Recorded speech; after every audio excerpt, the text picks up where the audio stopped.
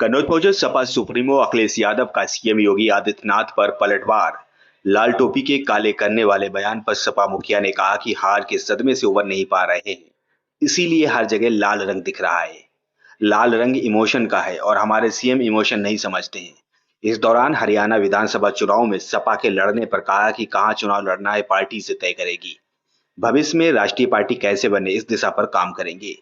पूर्व यूपी सरकार पर तंज कसते हुए कहा कि मुख्यमंत्री योगी आदित्यनाथ को महंगाई बेरोजगारी नहीं दिखती है, इस पर कुछ नहीं बोलेंगे।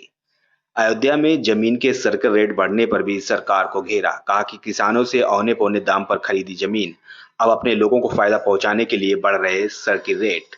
महिला अपराधों पर भी सपा सुप्रीमो ने योगी सरकार को घेरा। पैगंबर पर टिप्पणी को लेकर कहा कि किसी भी धर्म का अपमान नहीं होना चाहिए, सरकार इसे कह रही है, लेकिन सत्ता पक्ष के लोग ही इसे नहीं मान रहे हैं। पूर्व विधायक कल्याण सिंह दोहरे के घर पहुंचे सपा सुप्रीमो ने भावात्मक रिश्ते की कही बात। भैया भाई नहीं है।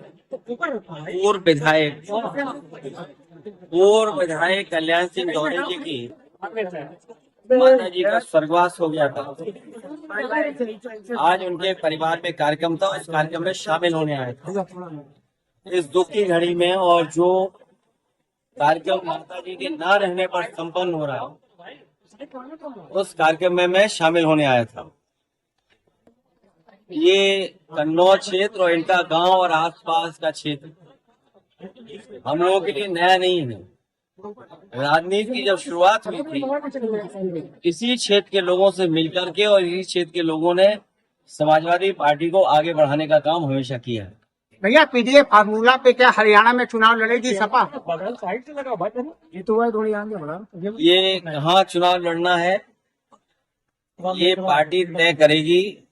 और भविष्य में समाजवादी पार्टी राष्ट्रीय पार्टी कैसे बने उस दिशा में समाजवादी कार्यकर्ता नेता हम लोग लगातार काम करते रहेंगे। भैया कल मुख्यमंत्री ने कहा है लाल टोपी वालों के काले कारनामे अब सामने आ रहे हैं, क्या कहेंगे? देखिए, कभी कभी लोगों को सदमा लगता है। आप सब लोग जानते हो, जब सदमा लग जाता है तो कुछ लोग बोलते हैं, और कभी किसी के चोट लग जाए तो कुछ और बोलते हैं। जो लाल रंग है उसको समझना पड़ेगा। ये लाल रंग क्रांति का है, लाल रंग हमारे इमोशंस का है, ये लाल रंग मेल मिलाप का है। ये कार्यक्रमों का हमारे जब बहुत पारिवारिक कार्यक्रम होते हैं उसमें सबसे ज्यादा रंग अगर कोई दिखाई देता है तो लाल रंग दिखाई देता है। हम जब खुश होते हैं तो आप देखते होंगे हमारे चेहरे लाल हो जाते हैं, दुखी हो तो हमारे चेहरे लाल हो जाते हैं। ये लाल रंग इमोशन का है। हमारे मुख्यमंत्री जी इमोशन नहीं समझ सकते हैं। और देखो, हमारे यहाँ तो बाल भी हैं सर पे, तो कम से कम ये टोपी उन लोगों के भी काम आ सकती जिनके बाल ना हो, गंजे जो लोग हों।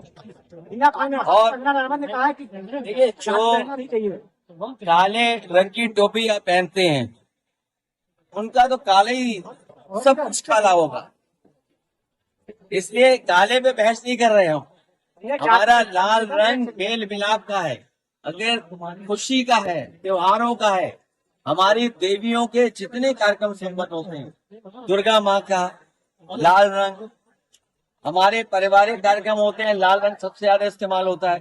आखिरकार नाराजगी क्या है? इसीलिए मैंने कहा ये जो हार का सदमा है, जो हार की वजह से सदमे से नहीं उभर पा रहे हैं, इसलिए उन्हें हर जगह लाल रंग दिखाई दे रहा है।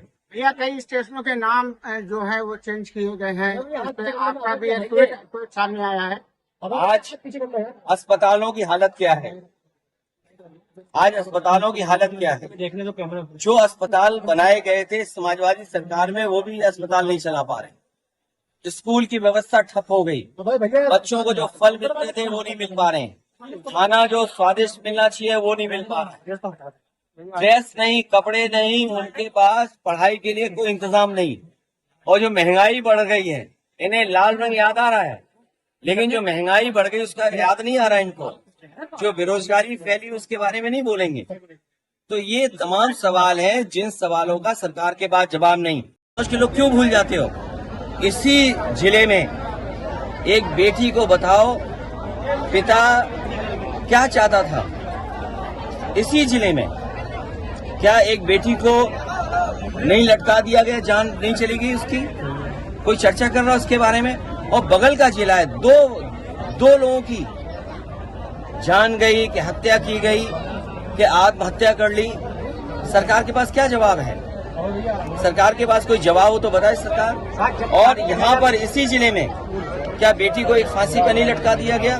उसके परिवार वाले क्या संतुष्ट हैं उससे, जांच से? और केवल यही नहीं, 2 जिले नहीं, पूरे उत्तर प्रदेश में देख लो, हर दिन घटना हो रही है बेटी के ऊपर। छोटी छोटी बालिकाएं हैं, उनके साथ घटनाएं हो रही हैं। सरकार क्या कर रही है आखिरकार? सरकार इसीलिए जानबूझ करके इधर उधर वाली बात कर रही है क्योंकि वो सरकार की जिम्मेदारी है कि सुरक्षित हमारी माताएं बहनें रहें। कोई दिन नहीं जा रहा जिस दिन चेन स्नैचिंग नहीं हो रही हो।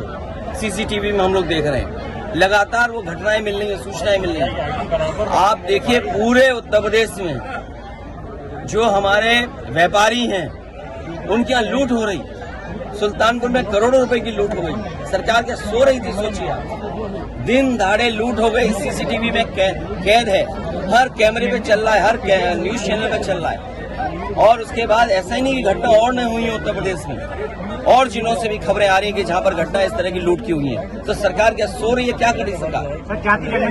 अयोध्या में सर्किट रेट से जमीन बनाने का प्रस्ताव। देखिए, गरीबों से जब जमीन ले ली गई, जब गरीब ये मांग कर रहा था कि वहां पर सर्किट रेट बढ़ा करके 4 गुना और 6 गुना मुआवजा दिया जाए, तो सरकार ने वहां का न सर्किट रेट बढ़ाया, न किसानों को मुआवजा देने के लिए वो इंतजाम नहीं किया। और जब बड़े लोगों ने, कारोबारियों ने और खासकर बीजेपी के लोगों ने जमीन ले ली, बीजेपी के लोगों को मुनाफा मिले, वो ज्यादा पैसा कमाएं, गरीब जो जानकार नहीं था, उसको जानकारी नहीं थी, वो सस्ते में जमीन बेच गया, सस्ते में ले ली। और अब जब जमीनें बीजेपी के लोगों के पास पहुंच गई, बड़े कारोबारियों के पास जमीन पहुंच गई, तो सर्किट रेट बढ़ाया जा रहा जिससे उन्हें मुनाफा ज्यादा हो।